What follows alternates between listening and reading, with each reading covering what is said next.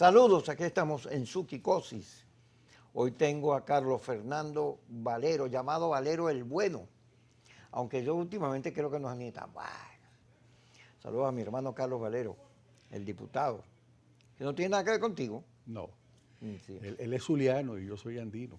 ¿Tú eres Jochito? Sí. Sí, sí, Yo sí. sabía que tú eras Jochito. Sí, ¿De qué parte? De Valera, Ah, Trujillano. trujillano, sí.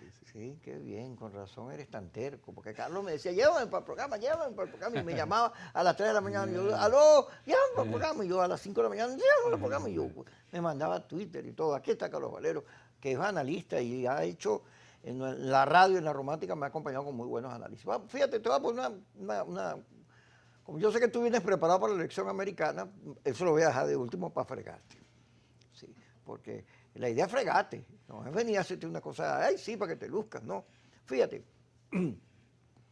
César Miguel Rondón le hace una entrevista a Jesús Seguías, que es analista político. Muy buena la entrevista. Sí, muy buena. Excelente. Entonces, Jesús Seguías, que ha participado en elecciones aquí, que acaba de pegar todos los resultados de Dominicana, porque él trabajó allí en la campaña, va diciendo cómo se repite y se repite el mismo error, la salida rápida, el vete ya. Y habla cómo en el 2017 se produjo un error enorme en la salida a la calle, porque por ahí no era, y que eso produjo unas muertes, y esas muertes influyeron en la abstención, porque la gente no entendió cómo saltaste de la calle a votar sin explicar nada, porque la oposición, quienes dirigen la oposición en Venezuela, nunca explican nada. Lo dice él ahí, y señala que hay un error en la política, pero un error grave, porque repites y repites el error y no lo corriges. Y además, si a alguien se te ocurre discutir el error de las salidas de fuerza, van y te linchan, corazonista, traidor, vendido.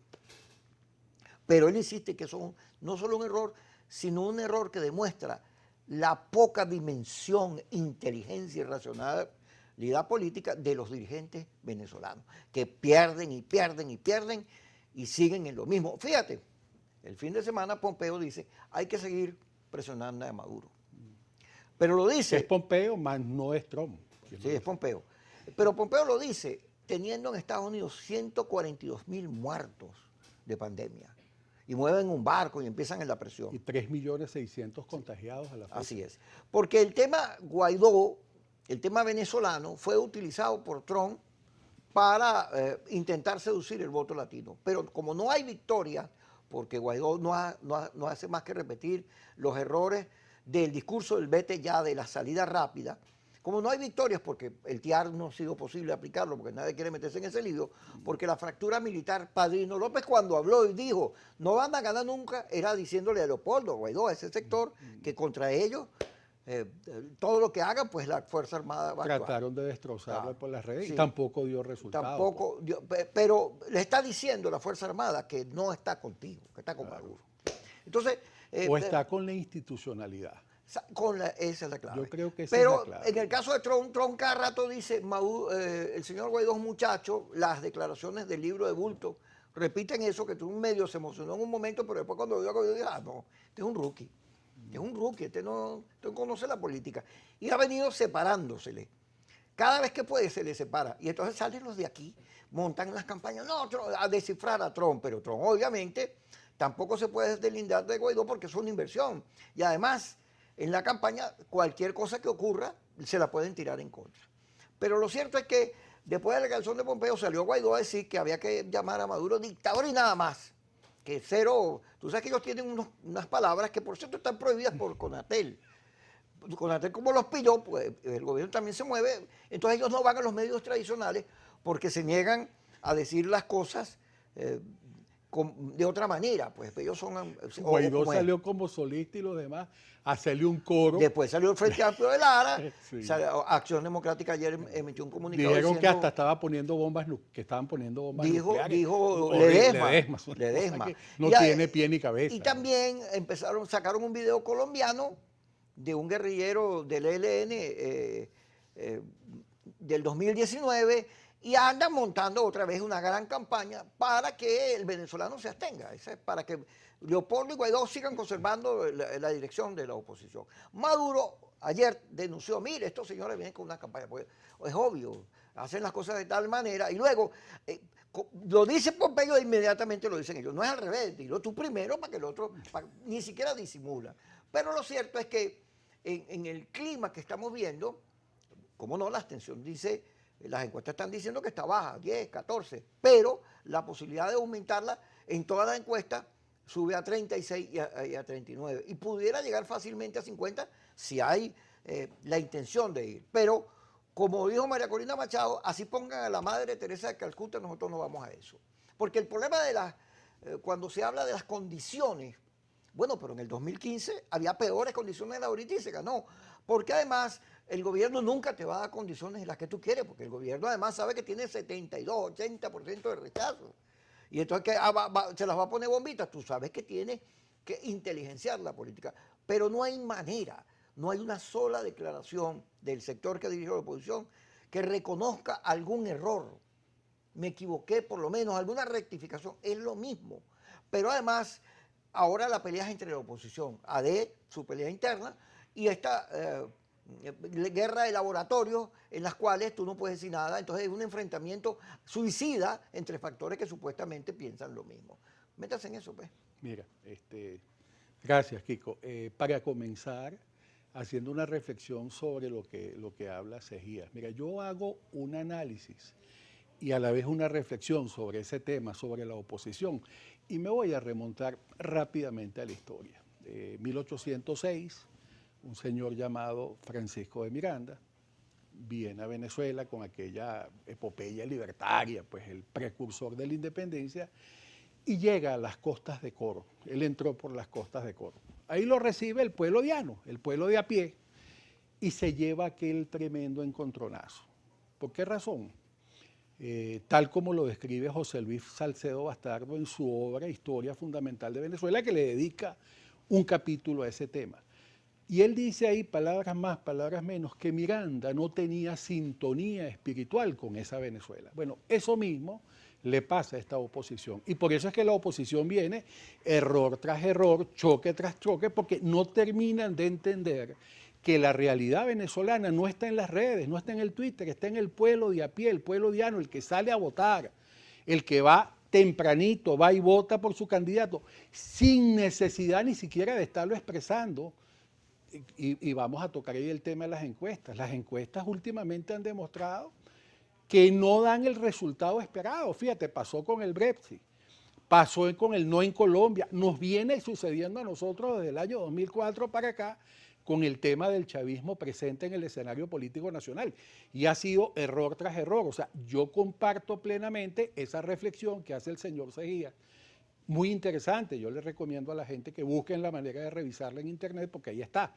Él hace una descripción incólume de la tragedia que vive la oposición venezolana día a día y que esto tiende a dar muestras de que no va a cambiar, Kiko. Mira, ya me están diciendo que vayamos al corte, pero vamos a ir al corte. ¿Te Vamos parece bien? Sí, vamos al corte. Manda el Después corte, seguimos pues. hablando. Pues, siéntete feliz, siéntete en tu casa. ¿Te gusta?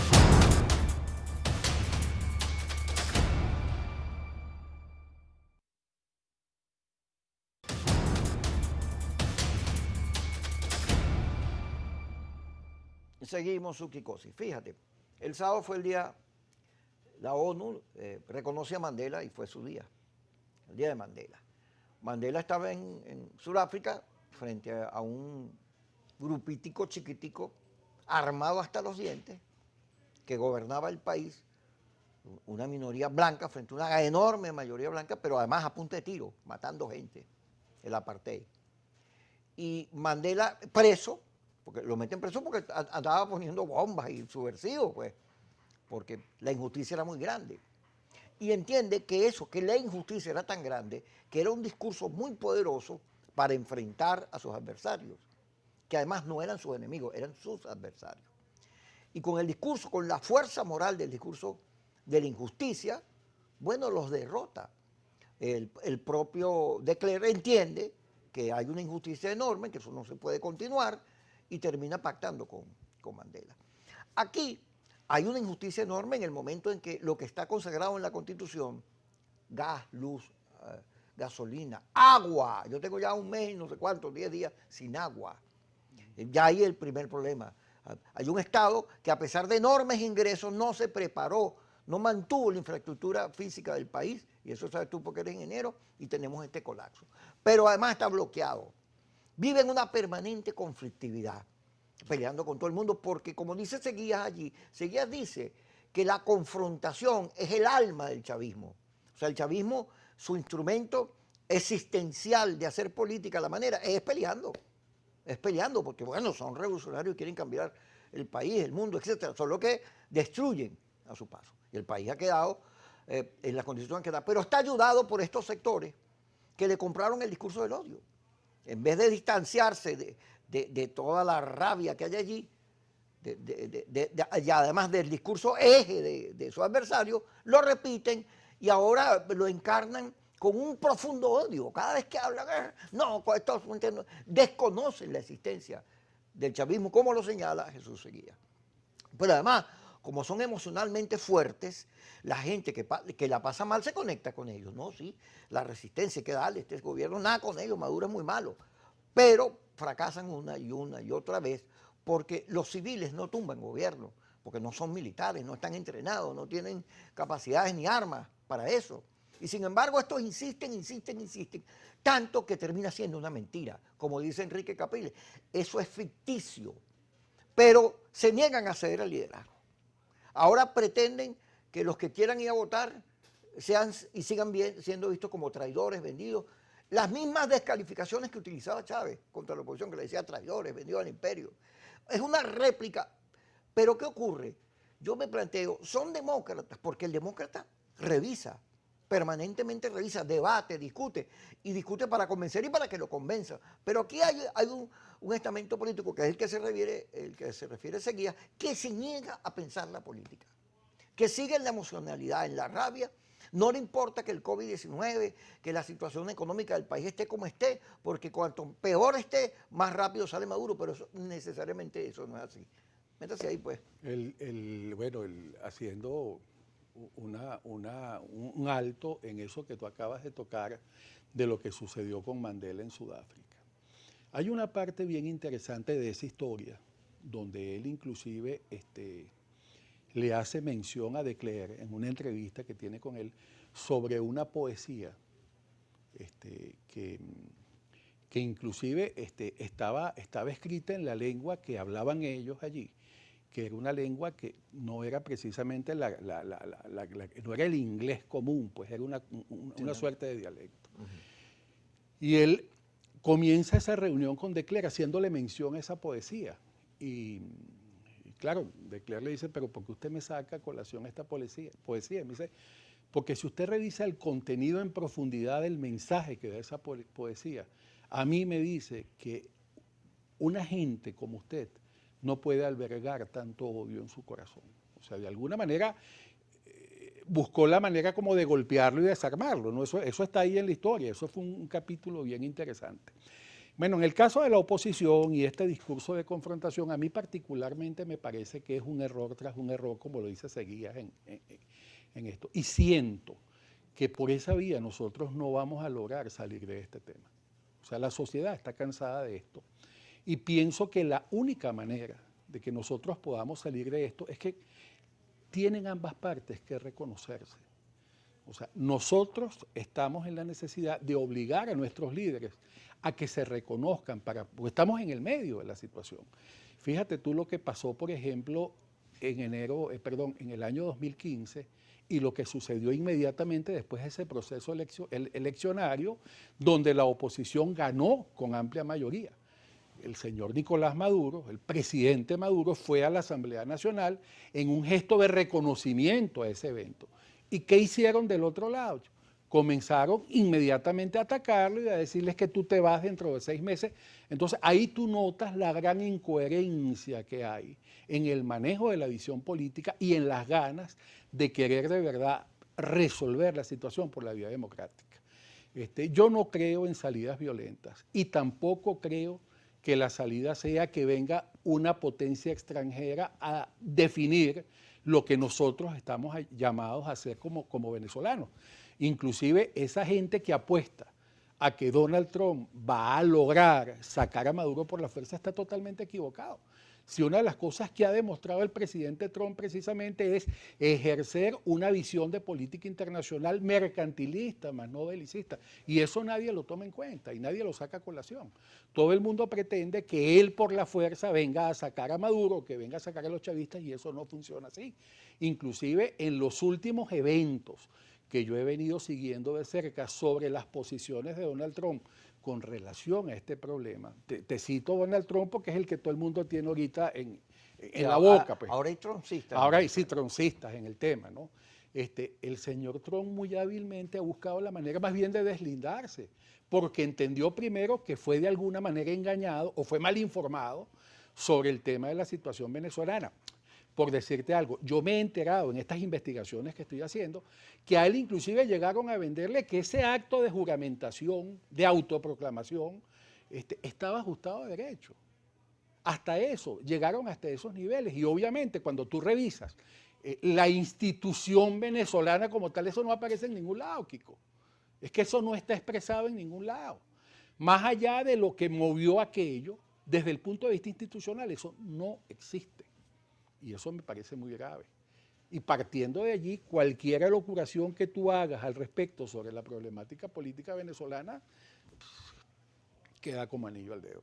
Fíjate, las encuestas, hay una que yo vi, el Ombudsman de Data Analysis, que ponía 92 de inconformidad, 92% entre los venezolanos.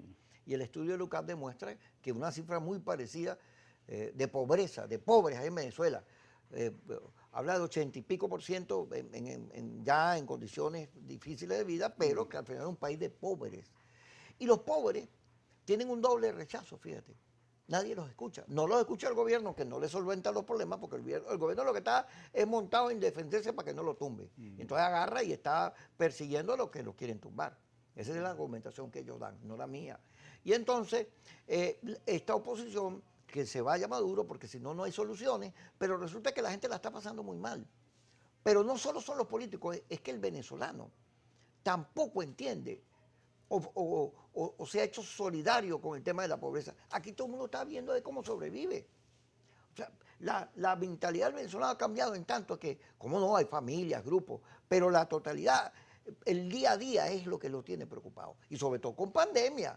El presidente de Fedecámara, Ricardo Cruzán, estuvo con nosotros y habló sobre la crisis económica y la necesidad de enfrentarla. Pero tú no ves que hay ninguna, una reunión, es una cosa, pero no hay anuncios que digan o reconozcan que el tema económico es importante y hay que resolverlo. Sino sigue lo mismo, sigue la misma diatriba y el país hundiéndose. Y entonces la respuesta de la mayoría de los pobres es: no me gusta la política, los políticos son unos tramposos. Te digo esto para que vayamos al corte y cuando regresemos, sin yo decir nada, me lo contesta de avanzada. Ya regresamos.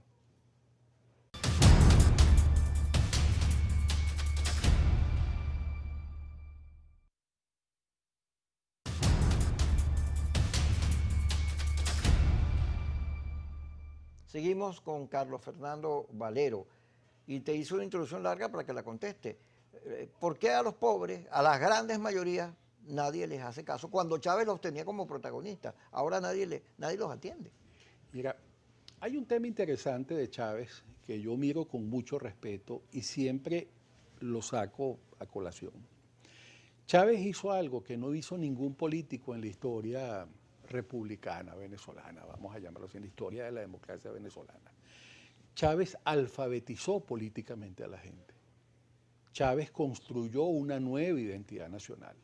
Y en torno a eso se generaron las expectativas que mueven hoy a esas masas, que ellos no necesitan expresarse. Es más, tú te das cuenta, por ejemplo, los grandes errores que cometen las encuestadoras cuando hacen sus proyecciones, porque el pobre o la gente de los sectores populares, no los vamos a llamar pobres, el venezolano común, el venezolano... La gran mayoría. La gran mayoría de nosotros los venezolanos no tienden inclusive a no decir por una cuestión cultural lo que piensan o la verdad.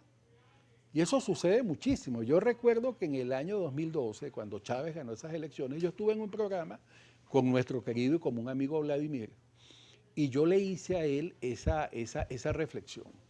El pobre no te dice, tú vas a un sitio, un sector popular, y le preguntas a alguien, mira, y tú pudiste haber estado 5 minutos antes allí.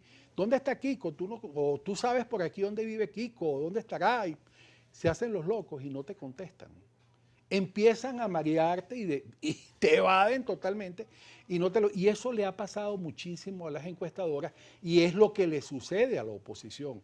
La oposición piensa que la Venezuela real está en el Twitter y eso no es así. Esa Venezuela que ellos manejan desde su punto de vista en el Twitter, por supuesto que influye para tener estos mecanismos de opinión y estas matrices de opinión que tú y yo en este momento estamos haciendo quizás referencia. Pero a ellos eso no les afecta, no les influye, porque ellos viven de su día a día, que es lo que verdaderamente les importa. El gas, que esté a tiempo, que la cajita CLAP, que la bolsa CLAP les llegue, etcétera, etcétera, sin hacer juicios en profundidad a si la política o no es acertada en cuestión de visión del futuro, porque nunca tuvieron necesidad de ver el futuro. Esa gente te vive el presente. Y allí pienso yo que está el grave error de la oposición, porque la oposición maneja un discurso y maneja una estructura de posicionamiento político que no es para esa gente, Kiko. No es para ellos, es para otra clase de gente que lamentablemente no decide. No son los que sientan ni levantan silla a la gente de Miraflores de la Silla. Pues. Y eso es grave. Ahora, la oposición tiene entre sus filas a AD, que era un partido de profundo arraigo popular. Juan Bimba. Sí, de Juan Bimba. Y además COPEI, que también era un partido, sobre todo en nuestros estados, allá en la región andina, de mucho arraigo por la fe religiosa, por la identidad con los religiosos, de los socialcristianos. De manera que hay allí gente, Manuel Rosales es un partido socialdemócrata. Ahí hay gente que entiende el valor de las mayorías. Sin embargo, quienes conducen la película solo se enfocan en quienes pelean, en los sectores que salen a la calle porque les interesa la agitación, les interesa el discurso de la resistencia, del vete ya, de la confrontación y aspiran por esa vía a conquistar el poder. Sin embargo, no lo han podido. Ahora, ¿por qué entonces gente que repite una y otra vez los errores, todavía tienen sectores de la sociedad que lo siguen? Porque se mueven en ese sector, porque se mueven en ese ambiente, porque no tienen inclusive la posibilidad de avanzar hacia los sectores populares reales, porque simplemente esa gente lo ve como lejano y sospechoso, como vieron a Francisco de Miranda en 1806 cuando llegó a Coro, la gente común, un hombre estilizado, con una cola, tú sabes, ¿no? De gustos exquisitos, refinados, cortesanos, hablándoles de vamos a conquistar o vamos a... Imagínate un tipo con acento francés diciéndole a los coreanos que lo recibieron en las costas, mire, vamos a fregar a los españoles pues, con acento afrancesado. Eso no, o sea, no cabía en esa estructura mental. Lo mismo le pasa. Imagínate tú a una muchacha como María Corina, una señora como María Corina Machado, qué sé yo, en el barrio El Nacional, allá en los Altos Mirandinos, hablándole a la gente de capitalismo popular. O vamos a hablar del autobús de la esperanza. Cosas que no calan, que no entran allí. Chávez en eso fue mucho más directo, mucho más llano. Primero Chávez hizo sentir a la gente que él era como ellos. Él rompió ese hielo y eso es algo innegable. Y en segundo lugar, de alguna manera, como te lo dije anteriormente, esa alfabetización política que le dio a la gente se la dio con sus aciertos y sus errores, donde tenía que hacerse en aquel momento. Él los incluyó en la obra, en la obra común. Él incluyó a esa gente en la obra común. Yo con esta gente, yo no me siento incluido en la obra común. Y es mucho más grave cuando tú revisas, por ejemplo, a la gente con ínfulas o con ansias de trepar. ¿Cómo se siente esa gente, la gente que se quiere sentir incluida en el estamento político con esta oposición que tenemos ahorita? Imagínate tú, o sea, es delicado. Pero fíjate el fenómeno tan raro que uno oye a los directivos jefes de cámara, a la iglesia, a sectores de la sociedad civil y se enfocan rapidito, los pobres, las grandes mayorías. Ellos son el sujeto de todo lo que ocurre en Venezuela, ¿es una mosca? Ah, no, es una... Una avispita. Sí, es que a mí me sigue la mosca, porque como no he podido bañar, no sé. Mira, entonces, Fede Cámara está diciendo, el país tiene que voltearse a ver a la mayoría de los que sufren, hay que generar riqueza para repartirla mejor. Las empresas no solo te satisfacen desde el punto de vista que te dan ingresos, sino que además tienen una función social, y lo dicen clarito. Y sin embargo, los sectores políticos no llegan a eso, chicos. Es una cosa rara. ¿Cómo es posible, más bien? Porque lo sienten lejanos y lo sienten sospechosos, porque es un discurso de la boca hacia afuera. Chávez dibujaba sus pretensiones y las hacía y le cumplía a la gente y sentía mucho respeto por las masas. Eso es algo que es innegable. La actitud de Chávez en vida, de ese Chávez que llegaba a las masas con aquel respeto que sentía por la gente, yo no le he visto. Y cuando llegó Guaidó, porque tú dices que Guaidó se declaró él mismo y que eso no era legal, pero lo cierto es que las encuestas registraron mucho respaldo, 60, hasta se habló de 68, 70%. ¿Qué pasó? Pero esas encuestas no las hicieron en las barriadas. Pero no me va a dudar que Guaidó cuando arrancó generó una enorme Claro, porque obviamente había un cansancio en el tema de la confrontación política y el país necesitaba una visión de algo fresco, no importa cómo estuviera allí. Yo particularmente, desde el mismo momento que vi aquello, yo dije, esto es una locura y esto no va a llegar a ningún lado. Yo siempre lo mantuve, lo sostuve y lo sigo manteniendo, y ahora más que nunca, eso no va para ningún lado. Eso no tiene ningún sentido, eso no forma parte de ninguna lógica, ni creo que llegue a ningún lado. Mira, ahora, la realidad es más cruel que la ficción. El país en las condiciones que está, tarde o temprano, nos va a llevar a mirarnos en el espejo y a decir, bueno, ¿y cómo salimos de esto? Porque si seguimos en la misma ruta, eso no sirve. Pero el propio gobierno tiene que entender que la conflictividad que él genera es su propio enemigo. Porque fíjate, vamos a elecciones parlamentarias, pero la gran duda de la gente para votar es que sea una elección amañada, preparada, sin condiciones, no fue electa por la Asamblea Nacional.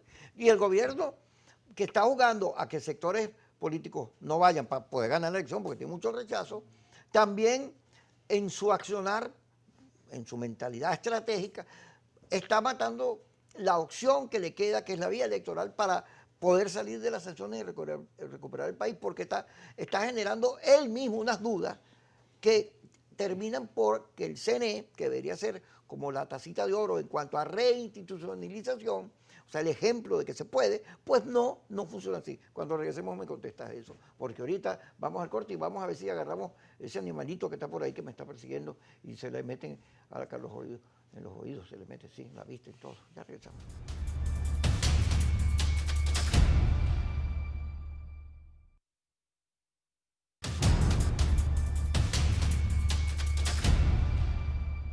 Le preguntaba a Carlos Fernando Valero, analista, ingeniero, hombre dedicado a análisis, además tenía como trabajo eso, hacer análisis. Fíjate, el gobierno, él mismo se está hiriendo o agrediendo cuando hace que se generen dudas sobre la elección, porque la elección a él más que nadie le conviene, porque generaría institucionalidad, que es el gran cuestionamiento que se le hace. Pero igual se meten con los partidos a la hora fíjate, los jóvenes se están inscribiendo, pero entonces hay pocas circunscripciones para inscribirse de las estables. Las otras son movibles y las utilizan el PSUV, esa es la denuncia que hace la oposición. El gobierno pareciera no entender que el CNE tiene que comportarse de manera legal, estable, llamar a la gente y defender el voto. Como un árbitro, que es su función natural, pues él es el árbitro.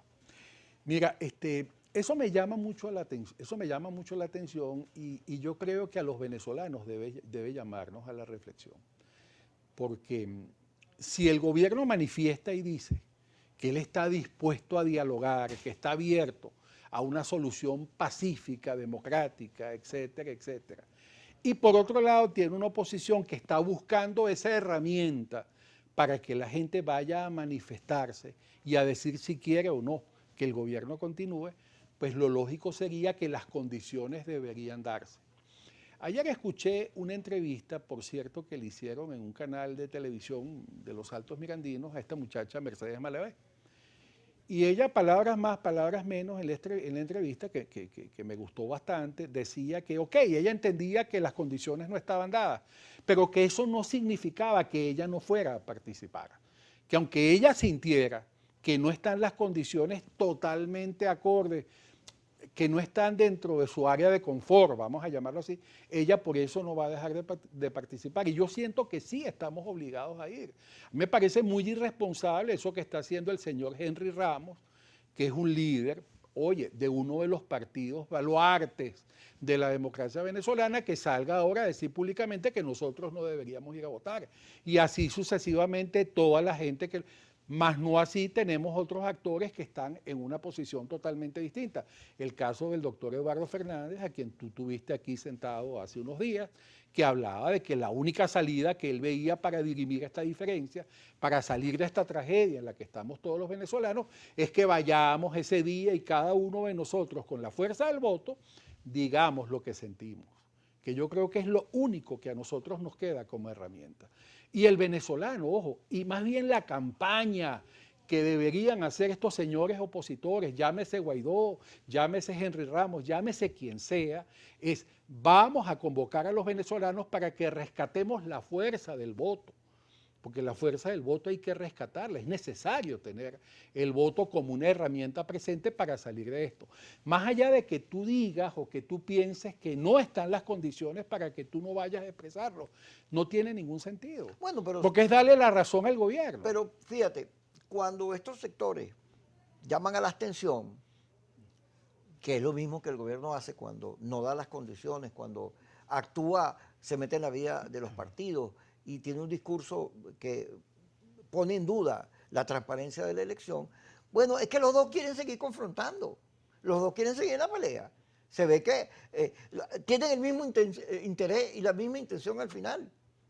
Sí, es que ya dejó de ser un pleito de dos modelos, porque inicialmente esta confrontación política venezolana era por el tema de dos modelos, de dos maneras de ver las cosas, de dos modelos políticos. Ya hoy en día no se ve así, ya hoy en día tratan de vender quién es el que tiene más fuerza, o yo no me rindo. Mira, yo recuerdo que en una oportunidad yo hice un análisis con alguien sobre este tema y por qué aquella confrontación, por qué Chávez en aquel momento generó aquel discurso de división de la sociedad, ¿no? Eso de escuálidos contra chavistas, tú sabes, ¿no? Y eso obedecía quizás a una visión más allá de una estrategia, era una visión que él tenía dentro de su concepción política, que no fue positivo, porque eso dio las bases para tener este estado de confrontación que tenemos hoy en día los venezolanos. Allí, para mí, nació el estado de confrontación que tenemos. Bueno, dice Jesús Seguía en la entrevista con César, fíjate, que el eje del pensamiento de quienes nos gobiernan, del socialismo del siglo XXI, es la confrontación, es su alma. Porque en la confrontación no solo ellos representan a la mayoría, a los pobres, a los trabajadores, a los que nadie atiende, que son inmensamente mayoría frente a los grupos distintos de la sociedad, sino que además culpan a los otros. No soy yo el que hace un mal gobierno, sino esto, que me sabotean, estos ricos que son unos ambiciosos, ser rico es malo y todo eso. Ese es el eje. Pero lo extraño no es que él diga eso, porque los comunistas, los socialistas clásicos han dicho ese mismo discurso del odio de clase. Lo extraño es que sectores racionales, pensantes, políticos, inteligentes, le compren el discurso y le caigan en la trampa y se metan en la zona de confort del otro. Claro, bueno, el tema de la lucha de clases y esa zona de confort, o sea, mis beneficios frente a las amenazas. Eso en psicología social tienes que revisarlo y te darás cuenta que por ahí van las cosas. Mira, yo creo que ahorita, en este momento, en esta etapa que tenemos nosotros en Venezuela, va a ser muy decisivo la actitud que tomen aquellos que verdaderamente consideran y sienten que la salida tiene que ser democrática. Yo puedo disentir, yo puedo tener mis diferencias con el gobierno, pero en lo que yo nunca voy a caer, Kiko, es en faltarle el respeto al gobierno o en todo caso al jefe de Estado. Yo no puedo caer en eso, porque me parece que me estoy haciendo, o sea, yo estaría faltándome el respeto a mí mismo, porque la única manera que yo tengo de disentir, más allá de las opiniones que podamos tener en programas, espacios como estos, que no habría, si de verdad fuésemos una dictadura, yo no estaría sentado aquí, Kiko. O sea, vamos a partir de esa base. Pero más allá de esto, yo creo que la única salida, la única herramienta, el único escenario donde yo puedo ir a manifestar claramente con lo que yo no estoy de acuerdo es allí. Esa oportunidad que me brinda la misma sociedad democrática en la que estamos viviendo, con sus aciertos y sus errores. Y allá es donde debemos caminar. Y es la convocatoria que yo le hago a todos los que nos están viendo en este momento. Piensen un poquito en que estamos llegando a unos niveles de destrucción del sistema formal venezolano, que después nos va a costar muchísimo recomponerlo, ¿vale?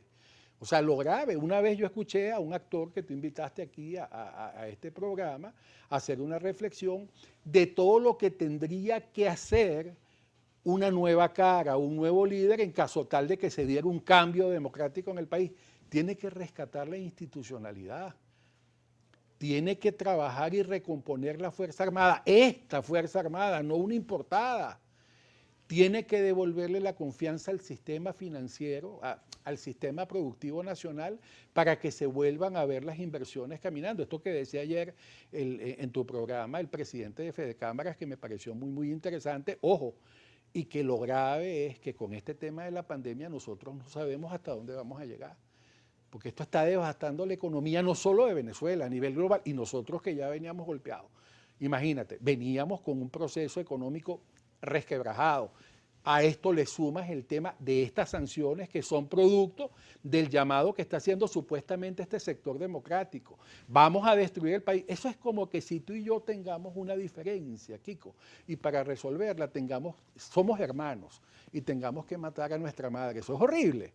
O sea, a esos niveles está llegando la situación de confrontación. Me parece una falta de respeto.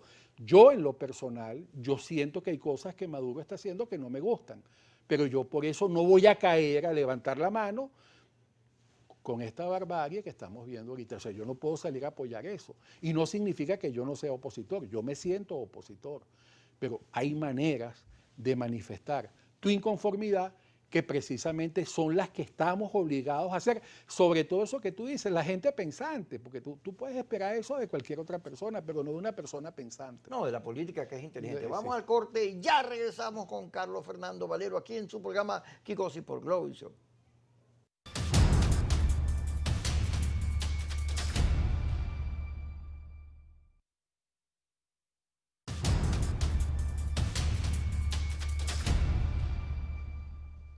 Carlos Fernando Valero con nosotros, analista, ingeniero, hombre dedicado a los estudios y análisis. Fíjate, la oposición dice, ni chinos, ni rusos, ni turcos, nada de eso, cubanos menos. Pero ahí están los Estados Unidos metidos en el sancocho. Y entonces, César Miguel Rondón, tú mismo, seguías, ya que estamos hablando, dicen, la solución la tienen los venezolanos. Pero dado el cuadro, la geopolítica se nos metió. Y ahora lo que pase con Trump va a ser definitivo. Tú me estabas diciendo en el programa de radio que tú le vas a Trump, pero resulta que tiene 15 puntos por debajo, no? Perdiendo 5 estados que había ganado antes. ¿Cómo ves tú la elección americana? 222 contra 115 hoy. O sea que si Trump quisiera conquistar ese elemento que se llama los toss-up, que son los votos indecisos, de todo el contexto de Estados Unidos, él necesitaría un 130% para llegar a los 270 votos. Está muy mal, desde el punto de vista estadístico. Pero yo ahí difiero y sigo manteniendo mi posición. Las estadísticas, las encuestas, una cosa son las tendencias, otras cosas son las encuestas. Las encuestas me han enseñado a mí en estos últimos 5 años que nunca dan el resultado esperado. Pasó en Venezuela con el tema del posicionamiento del chavismo en el escenario político nacional y es lo que ha golpeado duramente a estos opositores, que ellos a cuenta de esto, así sea por la fuerza, ¿no? Y no es así. El tema del Brexit, por ejemplo, en Colombia hace poco con el no, ¿vale? Y así sucesivamente. Y pasó en el 2016 con la señora Clinton y el presidente Trump. Yo recuerdo que en el año 2016 la señora Clinton, en lo que se llama las apuestas, ella llevaba 84% de favoritismo ya por esta fecha. y el señor Trump no llegaba a 24, inclusive el máximo puntaje que sacó el señor Trump, ya cercano a noviembre del año 2016, fue 28%. Y fíjate tú, el día de las elecciones en los colegios electorales, el resultado hizo así. Totalmente viró, pero de una manera vertiginosa. Y los colegios electorales en Estados Unidos, cuando tú los revisas, que son 538 colegios electorales, dieron aquel resultado, nadie lo podía creer. Nadie lo podía creer. Y esto obedece a algo muy, muy interesante. Y a mí, mira, con todo respeto, yo siento que el presidente Trump tiene algo de parecido a lo que fue el presidente Chávez en su buen momento político. Un excelente comunicador y una convocatoria a una nueva identidad nacional, que fue lo que hizo Trump. Trump no viene de ninguna escuela política, Trump nunca ejerció ningún cargo político, Trump toda su vida fue un empresario. Primero un gran desarrollador de la parte inmobiliaria y luego al final de sus tiempos se convirtió en un gran promotor de las casas de juego de Envite y Azara, casinos, este tipo de cosas. Él aprendió muchísimo de ese negocio. Y luego, bueno, estuvo en algunos reality shows, que fue lo que le enseñaron a él, esa magia que lo caracteriza de ser un excelente comunicador. Aquí nos están queriendo arrinconar a entender que nosotros con Trump vamos a conseguir el apoyo necesario para salir del gobierno por la fuerza. Y esa es una gran equivocación. Trump, en estos años de ejecución de su visión política o geopolítica internacional, ha demostrado un aspecto muy, muy clave en la ejecución de su actitud geopolítica. Él primero entendió que Estados Unidos no puede seguir financiando guerras. Eso es un negocio que no es bueno para Estados Unidos, que le ha hecho mucho daño. En segundo lugar, esa pretensión que han querido vender del supremacismo blanco norteamericano, de que se sientan los policías del mundo, eso es grave. Eso Trump tampoco, él lo desecha, él no va por ese lado. Su geopolítica ha estado enfocada en una visión netamente mercantil. Fíjate tú cómo él manejó el tema con Alemania, con qué habilidad logró sentarse con los alemanes y llegar a un acuerdo. Y sus portaaviones y sus misiles no fueron precisamente bélicos, fueron impuestos, aranceles, y lo logró. El tema de China, él aprendió a ver a China y a Rusia en la geopolítica no como un enemigo bélico, es como un enemigo comercial o como un competidor comercial más que un enemigo. Y eso lo ha manejado muy hábilmente. Y luego la decisión de él haber inclusive tomado esa posición que tomó con Corea del Norte, que nadie se lo esperaba, en viajar allá y sentarse con el señor Kim a negociar no sé qué, porque a la final tú nunca terminas sabiendo qué es lo que va a negociar. Y aquí nos los acaba de decir en el último evento que tuvo en Florida. Él lo dijo muy claro. Estados Unidos, o mi gobierno, va a estar del lado de la decisión democrática del pueblo venezolano. O sea, se los está diciendo, pero más claro no puede cantar un gallo. O sea, él va a estar del lado de lo que decidan democráticamente los venezolanos. Él en ningún momento él dijo, yo voy a mandar los portaaviones para que decidan lo que los venezolanos tienen que decidir.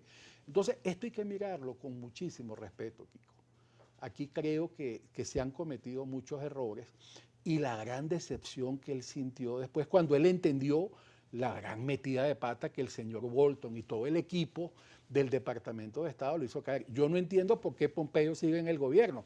Me imagino que él tampoco puede llegar ahorita y sacarlo, pero yo creo que si el señor Trump gana, el primero que sale de ese gabinete se va a llamar Mike Pompeo, porque es que ha sido un error tras un error. Ya Estados Unidos no está para estarse metiendo en los asuntos internos de los demás países. Esa visión belicista que fue la que reforzó el señor Kissinger en el siglo XX y que comenzó a cambiar en el siglo XXI una vez que aparece el señor Obama en el escenario político norteamericano, es a donde nosotros estamos caminando y es a donde tenemos que ir. Gracias a Carlos Fernando Valero por estar con nosotros aquí en su programa Kikosis. Apuesta a Trump. ¿Tú le vas a Trump hasta apuesta? Yo creo, bueno, sí, vamos a apostar lo que tú dices, una caja de chicha escocesa, ¿no? Bueno, una caja de chicha maracucha por una caja de chicha escocesa. Ok. Pero sí. Yo no le veo chance a Trump, que tiene demasiado punto. Chico, puede haber una gran sorpresa, ¿vale? Yo creo que sí. Y a nosotros, de verdad, ojalá nos sirva esto para salir de esta confrontación. Ojalá eso que él dijo, yo voy a sentarme a hablar con Maduro, que sea para bien. Mira, tenemos que despedirte. Gracias Bueno, por dile estar con adiós, nosotros. adiós, chao. Adiós, chao. Chao. Kikosis por Globovisión.